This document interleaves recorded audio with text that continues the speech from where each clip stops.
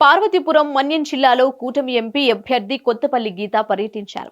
పార్వతీపురం జిల్లా కేంద్రంలో కొత్తపల్లి గీతకు బైక్ ర్యాలీతో భారీ ఎత్తున స్వాగతం పలికారు టీడీపీ, బీజేపీ, జనసేన శ్రేణులు. పార్వతీపురం బీజేపీ కార్యాలయం వరకు బైక్ ర్యాలీ నిర్వహించారు.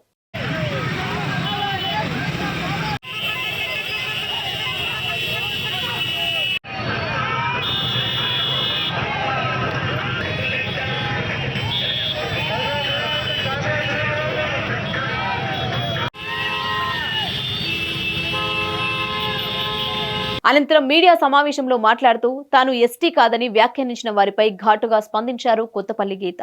తాను ఎస్టీ కాదన్న వారిపై ఫిర్యాదు చేస్తానని, చట్టపరమైన చర్యలు తీసుకుంటానని హెచ్చరించారు. ఎన్నికల సంఘానికి సైతం నాపై ఫిర్యాదు చేసిన వారిని ఎవరిని వదిలిపెట్టనని ఆగ్రహం వ్యక్తం చేశారు. పార్వతీపురం సమస్యల పరిష్కారానికి కేంద్ర ప్రభుత్వంతో మాట్లాడి అన్ని ప్రాజెక్టులు పూర్తి చేస్తానని హామీ ఇచ్చారు.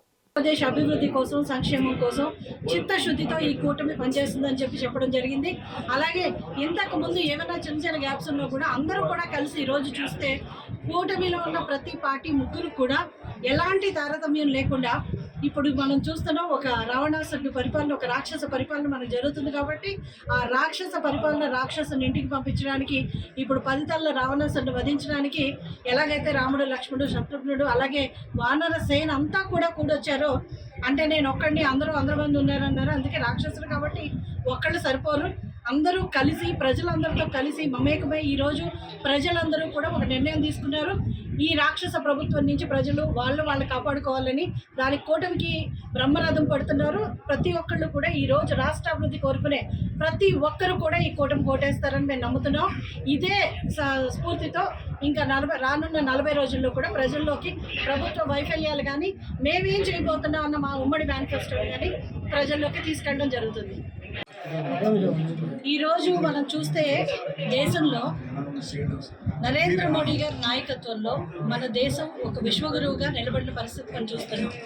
అలాగే ఆంధ్రప్రదేశ్ పరిస్థితి చూస్తే మళ్ళీ ఒక 20 సంవత్సరాలు వెనక్కి వెళ్ళిపోయిన పరిస్థితి. సంక్షేమం పేరుతో ప్రజల్ని మోసం చేసుకుంటూ, అభివృద్ధి శూన్యంగా ఉంటూ ఈరోజు ప్రజలందరినీ, అన్ని వర్గాల ప్రజలని మోసం చేస్తూ తన పబ్బం గడుపుకున్న ఒక సైకోపాత్ అంటే మన జగన్ని మనం చూస్తున్నాం. ఈరోజు ముఖ్యమంత్రి గారు జనాలందరినీ కష్టపెట్టి, బాధ పెట్టి, ప్రజలందరూ ఇబ్బంది పడుతుంటే చూసి ఆనందించే పరిస్థితి ఈరోజు మనం చూస్తున్నాం రాష్ట్రంలో. అది చాలా చాలా బాధాకరమైన విషయం. ఎందుకంటే కేంద్ర ప్రభుత్వం నిధులు కూడా రాష్ట్రానికి సరిగ్గా రానివ్వలేదు. సర్పంచ్ నిధులతో సహా సర్వం కూడా స్వాహా చేసిన పరిస్థితి ఈరోజు గవర్నమెంట్ ఉంది. అలాగే చూస్తే ప్రజలందరి నెత్తి మీద ఈరోజు రాష్ట్రాన్ని అప్పులు కుప్పగా మార్చి, ప్రజల అందరి నెత్తి మీద కూడా అప్పులు తీసుకొచ్చి మనం చూస్తే ఈరోజు ఎంతో గొప్పగా చెప్పుకునే circuit house, collector office, Visakhapatnam collector office కానీ, కలెక్టర్ ఆఫీసులు కానీ, అలాగే మనం చూస్తే మన రాష్ట్ర సెక్రటేరియట్ కూడా కంప్లీట్. ఇది ఏంటంటే మనుషుల మధ్యన వ్యత్యాసం ఉంటుంది. అందరికీ మనం నచ్చడానికి మన ఐస్ క్రీమ్ కాదు, అంటే తీయగా సాఫ్ట్గా అందరికీ ఉండరు. సో ఎవరికుంటే ఇన్సెక్యూరిటీస్ అనుకుంటే, కాకపోతే మీరు ఇప్పుడు మాట్లాడుతున్న ఎవరైతే ఉన్నారో వాళ్ళ పార్టీ నుంచి ఈవేళ సస్పెండ్ చేయడం జరుగుతుంది. వాళ్ళ మీద చర్యలు తీసుకుంటుంది పార్టీ. ఎందుకంటే పార్టీ చాలా మంచిగా చెప్పింది, మీరు ఇలా అపోజ్ చేయడం తప్పు, లీగాలిటీ తప్పు. ఇప్పుడు నేను కోర్టులో కూడా కంటెంప్ట్ వాళ్ళ మీద అయిపోతున్నాను, డిఫార్మేషన్ కూడా వేస్తాను, క్రిమినల్ కంప్లైంట్ కూడా పెట్టాను. ఎందుకంటే నా మీద మాట్లాడడం అంతా కూడా సబ్జూడియస్ మ్యాటర్, నా మీద కామెంట్స్ చేసే అధికారం ఎవరికి లేదు. అలాగే ఎలక్షన్ కమిషన్ కూడా కంప్లైంట్ పెట్టడం జరుగుతుంది. క్రిమినల్ చర్యలు చేపడతాం. అలాగే పార్టీ కూడా వాళ్ళని సస్పెండ్ చేస్తాం, సర్క్యులేట్ చేస్తాం. Hit TV presents like, share, comment.